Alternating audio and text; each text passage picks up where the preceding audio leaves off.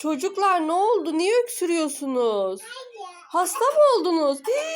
Aslan ne oldu? Hasta mı oldun Aslan? Niye öksürüyorsun oğlum? Elif sen de mi hasta oldun? Ay Elif'e bak nasıl öksürüyor. Aslan da çok öksürüyor. Elif hasta mı oldun? İlaç içireyim mi ben size? Ya çocuklar niye hasta oldunuz siz? Allah'ım nasıl öksürüyor Aslan'a bak. Aslan hasta mı oldun? Oy oy oy. Elif sen nasılsın? Sen de mi hasta oldun Elif? Ne oldu Aslan? Sen de mi hasta oldun? Bakayım ağzına. Boğazların şişmiş Elif. Aslan da düştü. Ay çocuklar.